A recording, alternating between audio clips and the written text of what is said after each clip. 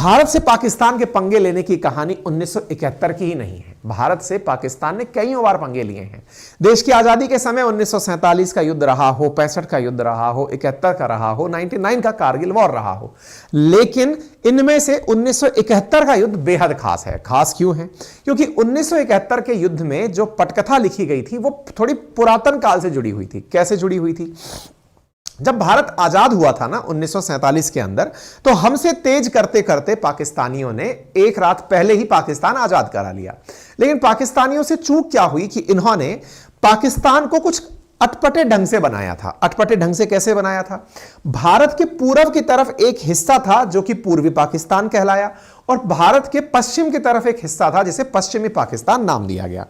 पूर्व और पश्चिम पाकिस्तान ये कंप्लीट पाकिस्तान था। आप विचार कीजिए कि कोई देश इस तरह कैसे हो सकता है कि बीच में कोई और देश है, उनका एक हिस्सा इधर और एक हिस्सा इधर है, पर पाकिस्तानी है, कुछ भी कर सकते हैं। तो इन्होंने 1947 में इस प्रकार का एक देश बनाया था। इस देश के बनाते ही दिक्कतों का सामना होना स्वाभाविक था कि इन्हें यहां से यहां जाने के लिए बीच में से कोई रास्ता नहीं दिया गया था। इन्हें जाने के लिए नीचे से इंडियन ओशियन से होते हुए, बंगाल की खाड़ी से होते हुए ही यहां पहुंचना होता था। यानी इनकी यहां पर कनेक्टिविटी अपने आप में बड़ी पुअर थी। अब इंटरेस्टिंग वाकया सुनिए। इस तरफ के जो मुसलमान थे, क्योंकि मुस्लिम कंट्री था, धर्म के आधार पर बना था, जिस देश का खुद का धर्म इस्लाम था, तो इस्लाम के आधार पर बना हुआ देश था। इस तरफ के मुसलमान अपने आप को समृद्ध पाते थे, समृद्ध थे भी, क्योंकि ये पंजाब का हिस्सा, जो नदियों, 5 नदियों, सिंधु नदी का जो क्षेत्र है वो पाकिस्तान के पास ही है।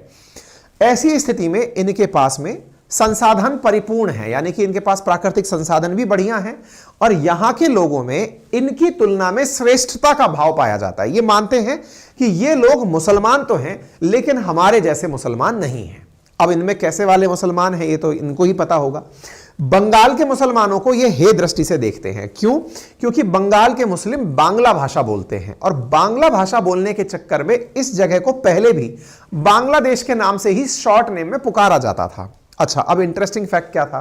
फैक्ट यह था कि इन दोनों की आपसी लड़ाई 1947 से 70 के बीच में काफी ज्यादा होने लगी थी। कैसे होने लगी थी?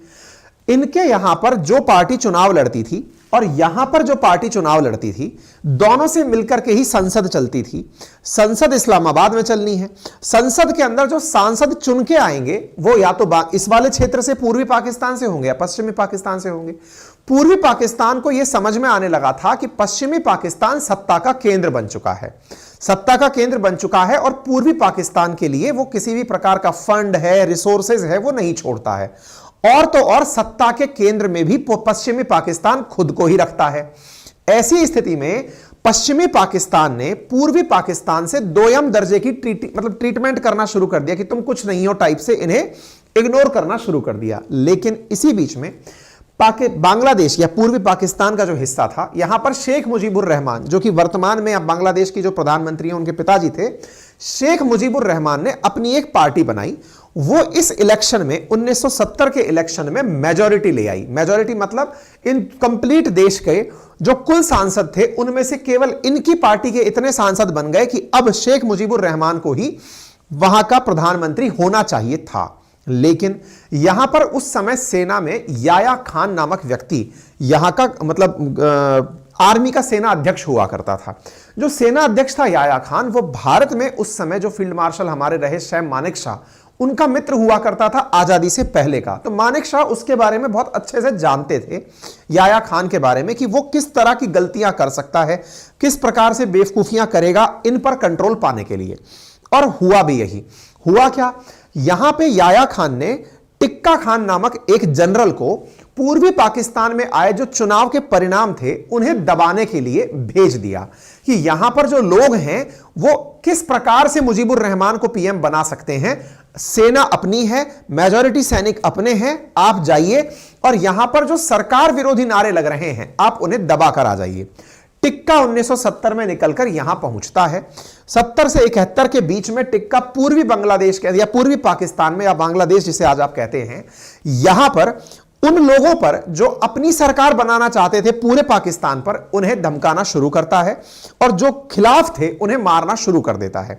मारते मारते यहां पर बेहद नरसंहार होता है। 70 से 71 के बीच में बड़ी संख्या में इस क्षेत्र से बांग्लादेशी भागकर भारत में प्रवेश करते हैं। भारत में प्रवेश करने का उनका असल उद्देश्य यह था क्योंकि यहां पर जबरदस्त नरसंहार यहां की सेना कर रही थी। नरसंहार से बचते हुए बड़ी संख्या में बांग्लादेशी भारत में एंट्री कर रहे थे। भारत खुद भी 1965 में पाकिस्तान से लड़ के चुका था।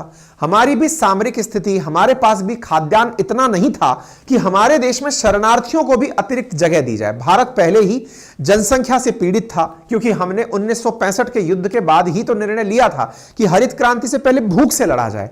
अंतरराष्ट्रीय स्तर पर तो दुनिया के लोग ये मानते ही थे कि एक दिन ये लोग मर के वैसे ही, लड़ के वैसे ही खत्म हो जाएंगे।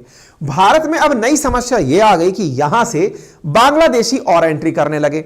इस बीच से परेशान होकर के भारत की प्रधानमंत्री जो इंदिरा गांधी जी तत्कालीन प्रधानमंत्री थी, उन्होंने सितंबर 1970 में यात्रा करी रूस की, सोवियत रूस की, और उनसे जाकर के फ्रेंडशिप ट्रीटी करी। फ्रेंडशिप ट्रीटी इस बात की करी कि सर देखिए, पश्चिमी पाकिस्तान वाले पूर्वी पाकिस्तानियों के साथ बहुत बर्बरता कर रहे हैं। परिणाम यह है कि शरणार्थी हमारे यहां आए हुए हैं। मुझे भविष्य में नजर आता है कि एक दिन यहां बहुत जबरदस्त संघर्ष होगा, उसका इंपैक्ट भारत पर पड़ेगा और पश्चिमी पाकिस्तान को अमेरिका का समर्थन प्राप्त है। अमेरिका इस क्षेत्र में इन्हें अपनी तरफ से सारी तरह की सहायता देता है। इसलिए आपसे मैं गुजारिश करती हूं कि अगर कभी ऐसी स्थिति बनती है तो भारत और सोवियत रूस एक साथ रहेंगे। उधर से सोवियत रूस ने हमें अपनी तरफ से सिक्योरिटी दे दी कि चिंता मत करो, गो अहेड है मेरी तरफ से, बढ़िया से लड़ो, कोई दिक्कत नहीं है। सितंबर में इनसे मिलने के बाद अगले महीने से next month Indira Gandhi ji America पहुंचती हैं। निक्सन उस समय प्रधानमंत्री अमेरिका के राष्ट्रपति हुआ करते हैं और किसिंगर उनके स्टेट सेक्रेटरी हुआ करते हैं। जब निक्सन को यह बात पता चलती है कि इंदिरा गांधी जी सोवियत रूस से मिलकर के हमसे मिलने आई हैं, तो इंदिरा गांधी जी वहां जाकर यह कहती हैं कि देखिए, इन्होंने इन पर बहुत जबरदस्त तरीके से प्रहार किया है। बांग्लादेशियों की समस्या से हम परेशान हैं। आप अपने इस मित्र को समझाइए कि इस तरह से अपने ही लोगों पर यातना ना दे।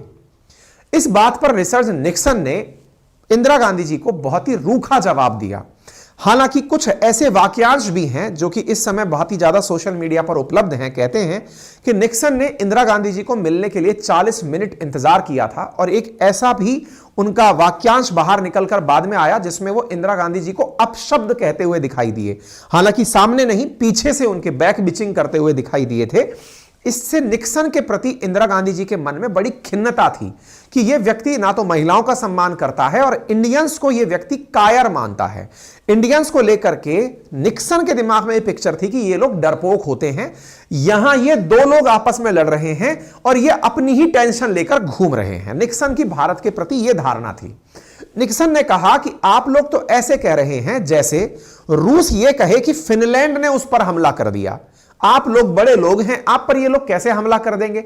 बोले साहब, पुराना इतिहास रहा है, आपकी मदद से इन्हें जो पैसा मिलता है, और ये बात सत्य है, अमेरिका इन्हें मिलियंस ऑफ डॉलर की मदद देता था। आप डेटा देखें तो आपको अंदाजा लग जाएगा कि अमेरिका इन्हें खूब सारी अपनी तरफ से मदद भेजा करता था पाकिस्तानियों को। इंदिरा गांधी जी ने कहा कि साहब इन्हें समझाइए, लेकिन साहब निक्सन ने कोई सकारात्मक जवाब नहीं दिया। वो केवल पाकिस्तान के ही राग में बिजी था। कोई बात नहीं साहब। इंदिरा गांधी जी वहां से आती हैं बड़ी ही गुस्से में कि तुमको तो बेटा मजा चखाएंगे, बताएंगे कि हम कैसे आयरन लेडी कहलाएंगी। अब उन्होंने आकर के यहां पर सैम मानेकशॉ से कहा कि हमें मौके का इंतजार है। पाकिस्तान के लोग ही जब एक दूसरे को मार काट रहे हैं, चूंकि सेना इनकी है, इन्हें मार रही है, तो एक काम करिए, इनडायरेक्टली पूर्वी पाकिस्तान के लोगों को सैनिक ट्रेनिंग देना शुरू करिए, क्योंकि सेना में जो लोग नहीं हैं लेकिन खुद का डिफेंस तो करेंगे। ऐसी स्थिति में बांग्लादेश के अंदर जो लोग थे उन्होंने अपनी सेना बनाई जिसका नाम बना मुक्ति वाहिनी। मुक्ति वाहिनी असल में लोकल्स की अपनी सेना थी जो पाकिस्तानी सेना से लड़ रही थी, लेकिन उसको वेल ट्रेन किया गया था इंडियन सेना के द्वारा। ठीक है, तो मुक्ति वाहिनी यहां पर जब अपनी तरफ से पाकिस्तानी सेना से लोहा लेने लगी तो फिर पाकिस्तान को लगा कि ये तो हमारे ही लोगों को हमसे लड़ा दिए। ऐसी स्थिति में पाकिस्तान ने भारत के साथ गुस्ताखी करते हुए ऑपरेशन चंगेज खान ऑन कर दिया। ऑपरेशन चंगेज खान क्या था? पाकिस्तान ने अपनी एयरफोर्स को भारत के जो एयरफील्ड्स थे, यहां तक कि आगरा तक का जो हमारा एयरपोर्ट था, जो सेना का एयरपोर्ट था एयरफोर्स का, उस तक पर गोले गिराए गए। और आगरा लगभग यहां पड़ रहा है, तो इससे इस तरफ के जितने भी एयरपोर्ट थे, जोधपुर एयरबेस था, श्रीनगर एयरबेस, जहां जहां एयरबेस थे हमारे, उन सब पर गोलीबारी करके उसने भारत पर अटैक बोल दिया। दिसंबर का महीना था, भारत ने इस बात को समेटने में देरी नहीं करी और तब से भारत इस युद्ध में एंट्री कर गया। इसी युद्ध के परिणाम स्वरूप, जब भारत इस युद्ध में एंट्री किया, उसके परिणाम स्वरूप ही पूर्वी बांग्लादेश के सामने ही, क्योंकि भारत ने पूर्वी बांग्लादेश को सपोर्ट किया, पश्चिमी पाकिस्तान की सेना ने भारत की सेना के सामने सरेंडर कर दिया था। लेकिन इस बीच में क्या केवल यह एयरफोर्स की लड़ाई थी? क्या यह केवल थल सेना की लड़ाई थी, या इसमें नेवी का भी रोल था? आज के सेशन में उस नेवी वाले रोल को हम चर्चा में ला रहे हैं। देखिए, जैसे भारत में मुंबई करके जगह है ना, अपनी मुंबई जो जगह है, ऐसे ही पाकिस्तान में उनकी एक तरह से कमर्शियल सिटी कह सकते हैं, औद्योगिक सिटी कह सकते हैं, कराची है। कराची यहां से नेवल बेस से इनकी मतलब इनकी जो नेवी है वो भारत के अंदर भारतीय सेना को काउंटर करने के लिए, अब इसको थोड़ा सा ऐसे समझिए, ये लोग अपनी प्लानिंग में भारत के एयरबेस को नष्ट कर रहे हैं। एयरबेस को नष्ट क्यों कर रहे हैं? ताकि इनकी तरफ से कोई भी हवाई जहाज उड़कर पाकिस्तान पर हमला करने ना आए। जब एयरबेस ही नष्ट कर दोगे तो उड़ेगा कैसे? तो हमारे पास ऑप्शन क्या था वो समझिए। हम अपना पानी में आईएनएस विक्रांत नामक एक विमान वाहक पोत खड़ा रखते थे। अब ये कौन है आईएनएस विक्रांत?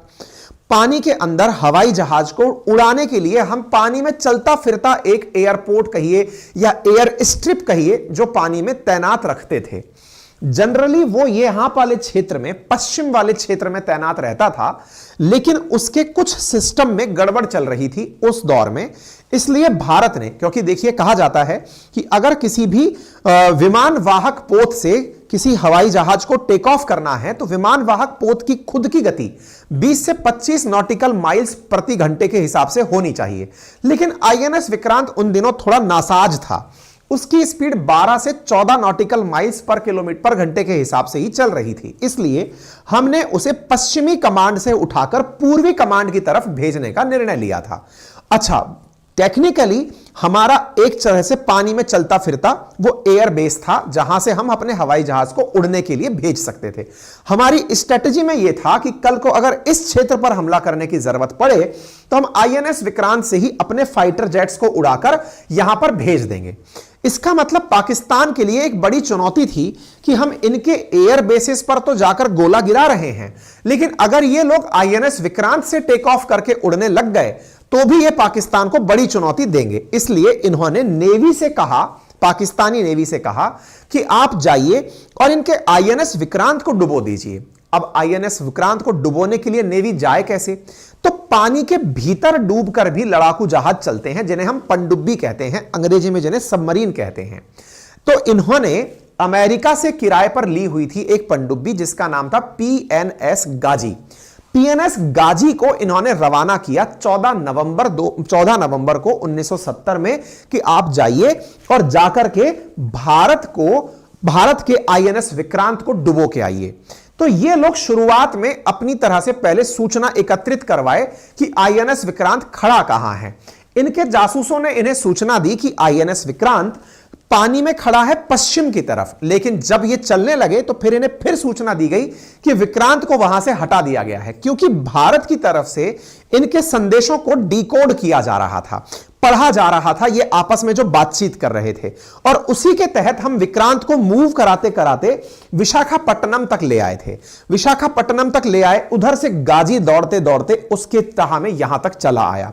कहते हैं कि गाजी पानी में डूबता, जब उसको हवा फ्यूल भरानी होती तो यहां श्रीलंका के अंदर ट्रिंकोमाली करके श्रीलंका का पोर्ट है, वहां से उसने तेल वेल भी भराया और फिर मद्रास के सामने से होते हुए विशाखापट्टनम में जाकर विक्रांत को डुबोने के लिए पानी के नीचे चला गया।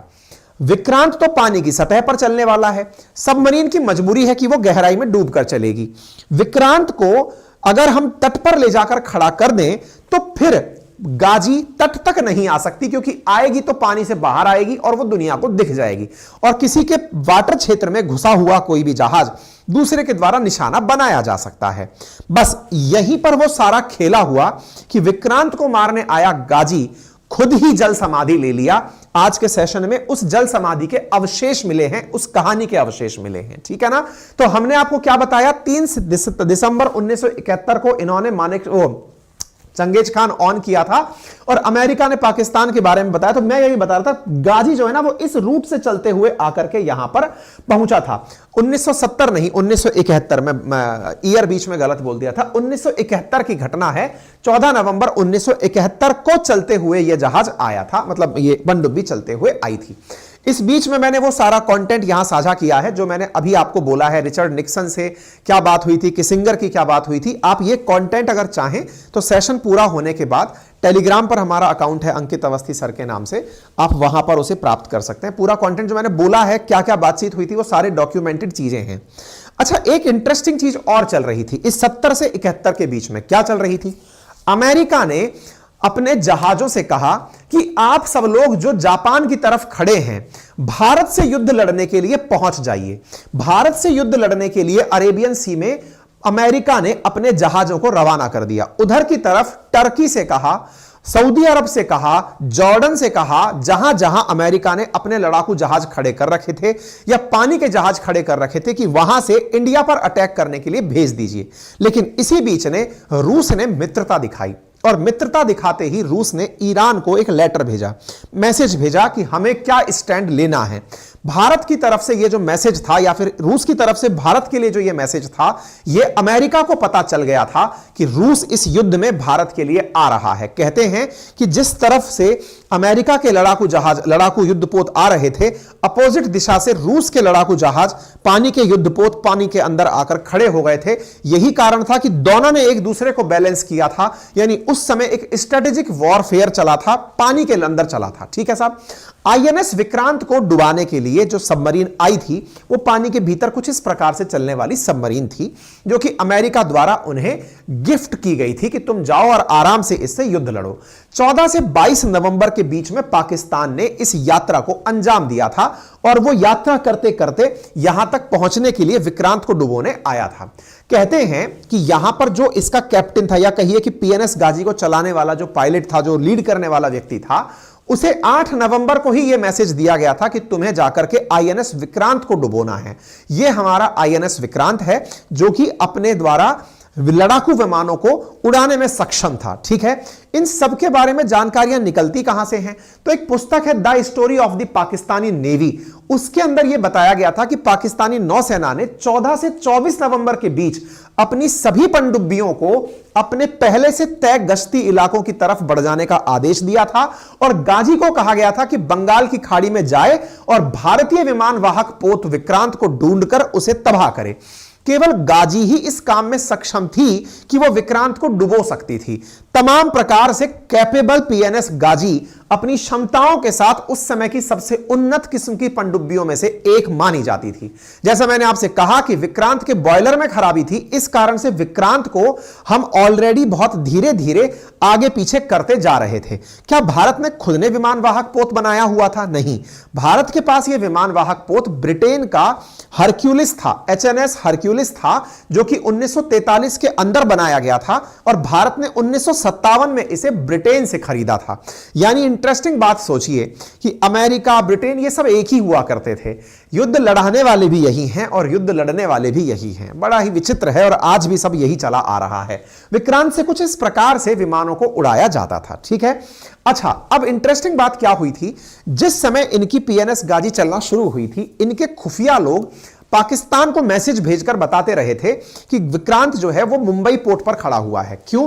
क्योंकि हमने पश्चिमी तट पर ही उसे तैनात किया हुआ था कि कल को कभी पाकिस्तानी नेवी हमला करेगी तो वो मुंबई पर करेगी या फिर गुजरात वाले तट पर करेगी। उनके लिए तो एयरपोर्ट, मतलब सी पोर्ट वहीं से नजदीक पड़ता है। लेकिन फिर भी जब हमें यह पता चला कि ये विक्रांत को टारगेट करने आ रहे हैं, हमने उसे अचानक वहां से गायब कर दिया। कई खुफिया जानकारी ऐसे निकल कर आती हैं कि पाकिस्तान की मदद कुछ पश्चिमी देश भी कर रहे थे जो भारत के साथ डबल क्रॉस कर रहे थे। भारत से गुप्त सूचनाएं निकलवाते थे कि बताइए आपका विक्रांत कहां खड़ा है। भारतीय सेना को, नौसेना को जब यह पता चला कि यह पश्चिमी देश पाकिस्तान की सहायता कर रहा है तो भारत ने उसे भी ब्लफ किया और नहीं बताया कि भारत ने आईएनएस विक्रांत को कहां खड़ा कर रखा है। ऐसी स्थिति में आईएनएस विक्रांत बचते बचाते पश्चिम से पूर्वी तट की तरफ आ गया और पश्चिम से पूर्वी तट की तरफ आकर के जब यह पहुंचा, उसी बीच में गाजी को यह इंफॉर्मेशन दी गई कि भारत ने अपने विक्रांत को पूर्वी कमांड में विशाखापट्टनम के पास भेज दिया है। जब विशाखापट्टनम का मैसेज इन्हें मिला तो आईएनएस विक्रांत को टारगेट करते करते गाजी विशाखापट्टनम की तरफ बढ़ गया। 1 दिसंबर की रात गाजी विशाखापट्टनम पहुंच गया। गाजी यानी सबमरीन जो पानी की गहराइयों में है, यह यहां पर पहुंच जाता है। अब आप सोचकर देखिए कि विशाखापट्टनम की तरफ जो गाजी बढ़कर आया है, उसने 23 नवंबर को श्रीलंका के ट्रिनकोमाली पोर्ट से पानी भरवाया है, ऑयल भरवाया है, अपने लिए फ्यूल लिया है और 25 नवंबर को उसने चेन्नई को पार किया है। 1 दिसंबर को रात 11:45 पर विशाखापट्टनम बंदरगाह के नेविगेशन चैनल में दाखिल हो गया है। दुश्मन का कोई भी लड़ाकू जहाज किसी दूसरे देश के पानी में नहीं आ सकता, लेकिन इन्होंने चूंकि अपनी सबमरीन भेजी थी जो कि गुप्त रूप से ही जाने के लिए जानी जाती थी, तो इन्होंने उस गुप्त रूप से भेजी सबमरीन को हमारे वाटर शेयर में भेज दिया था। इसके बारे में जानकारी पाकिस्तान क्राइसिस इन लीडरशिप के अंदर मेजर जनरल फजल मुकीम खान ने अपनी पुस्तक के अंदर लिखा था कि इस प्रकार से ये लोग इस क्षेत्र के अंदर एंट्री कर गए थे, लेकिन 2.1 नॉटिकल माइल से अंदर नहीं जा सकते थे क्योंकि यहां से नीचे पानी का जो तल है वो छिछला था, अदरवाइज यहीं पर ये फंस जाती। तो साहब गाजी पानी के मतलब समुद्र तट से 2 नॉटिकल माइल की दूरी पर ही रुक कर रह गया कि जैसे ही विक्रांत में मूवमेंट होगा इस बीच में इसे टारगेट बना दिया जाएगा। पर बड़ा इंटरेस्टिंग वाकया हुआ। क्या हमें यह पता था कि विक्रांत को मारने के लिए ये लोग आए हैं और हम विक्रांत को दौड़ा नहीं सकते थे क्योंकि हमारा विक्रांत उस समय मतलब उस स्थिति में नहीं था कि वो अपने वॉरफेयर खुद लड़ ले। ऐसी स्थिति में हमने इन्हें ब्लफ देने के लिए एक तगड़ा कारनामा किया जो कि नेवी की इंटेलिजेंस का बेहतरीन उदाहरण है। भारत ने आईएनएस विक्रांत को चुपके से अंडमान समुंदर में भेज दिया और पाकिस्तान को बेवकूफ बनाने के लिए इस तरह की हरकत करना शुरू किया ताकि इन्हें लगे कि विशाखापट्टनम में ही आईएनएस विक्रांत खड़ा है।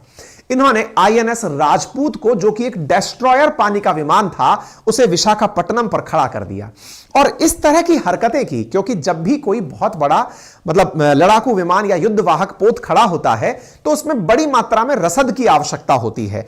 रसद यानी खाने पीने के सामान की आवश्यकता होती है, ईंधन की आवश्यकता होती है। ऐसी स्थिति में विशाखापट्टनम पर हम लोगों ने ब्लफ खेलना शुरू किया क्योंकि इनके जासूस हर तरफ थे। विशाखापट्टनम पर भी इनके हैंडलर्स खड़े थे पाकिस्तानियों के, लेकिन भारत ने बकायदा विशाखापट्टनम से आईएनएस राजपूत से यह मैसेज भेजा आईएनएस विक्रांत की फ्रीक्वेंसी पर, यानी विक्रांत की फ्रीक्वेंसी ये पाकिस्तानी लोग पढ़ रहे थे, तो उस फ्रीक्वेंसी पर आईएनएस राजपूत मैसेज भेजता है विशाखापट्टनम तट पर कि मुझे इतना टन खाने का सामान चाहिए, मुझे इतना टन फ्यूल चाहिए, मुझे इतना कपड़ा चाहिए, मुझे इतना फल भेजो, इतना सब्जी भेजो। इस प्रकार से मैसेज करके जब हम भेज रहे थे तो पाकिस्तानियों ने यह कंफर्म कर लिया कि यहीं पर खड़ा हुआ है आईएनएस विक्रांत। और तो और इंटरेस्टिंग बात एक और की गई, आईएनएस राजपूत को खड़ा किया हुआ था हमने जो विशाखापट्टनम पर, वहां से एक नौसैनिक ने अपनी माता के नाम बीमारी का संदेश लिखकर भेजा कि माता मैं आईएनएस विक्रांत पर हूं, तबीयत ठीक नहीं है, आपकी याद आ रही है, ताकि यह मैसेज भी कन्वे हो जाए कि हां साहब खड़ा है। यानी कि अब गाजी को इंतजार है कि विक्रांत को जैसे ही बस रडार पर ले और उसे डिस्ट्रॉय कर दे। गाजी इस इंतजार में 1 दिसंबर खड़ा रहा, 2 दिसंबर खड़ा रहा, 3 दिसंबर खड़ा रहा। पानी के भीतर जब आप खड़े रहते हो पनडुब्बी में एक बड़ी दिक्कत होती है, क्योंकि वह पानी में डूबकर चल रही है तो अंदर उसमें 93 सैनिक सवार थे। जब किसी बंद कमरे में 93 लोग होंगे तो उनकी नित्य क्रिया के माध्यम से गंदी हवाएं निकलेंगी, कार्बन डाइऑक्साइड निकलेगी, हाइड्रोजन गैस निकलेगी। अब वो गर्म हवाएं उनकी पनडुब्बी में ही इकट्ठी थी क्योंकि गाजी सांस लेने के लिए ऊपर नहीं आ पा रहा था। जनरली पनडुब्बियों में ऐसा होता है कि ये समय समय पर सांस लेने के लिए तट पर आती हैं ऊपर आती हैं और फिर नीचे चली जाती हैं। चूंकि ये 2.1 नॉटिकल माइल की दूरी पर ही खड़ा है, तो मुसीबत यह है कि अगर ये ऊंचा उठकर आया तो तट से दिख जाएगा कि ये गाजी आ गया, मार डालो इसको।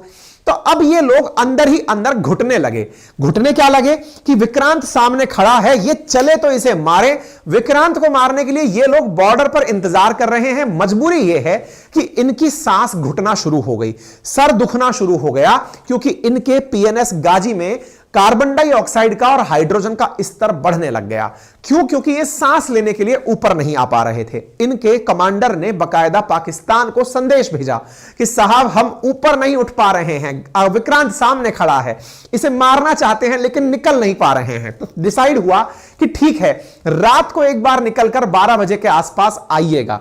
रात 12 बजे के आसपास निकलकर आइएगा। इस बीच में गाजी ने प्रॉपर तरीके से विक्रांत के रास्ते में बहुत सारे मतलब पानी के अंदर ही लैंड माइंस बिछा दी कि अगर यहां से विक्रांत निकलेगा तो यह लैंड माइन से टकरा करके भी मर जाएगा। यानी हर तरह से उसने पूरी तरह से विक्रांत की चारों तरफ बाड़े बंदी कर दी। 3 दिसंबर 1971 की रात थी। रात 12 बजे यह निकलकर ऊपर आ ही रहा था और डेस्ट्रॉयर इसी के इंतजार में खड़ा था कि तुम कब आओगे और तुम्हें कब हम निपटाएंगे।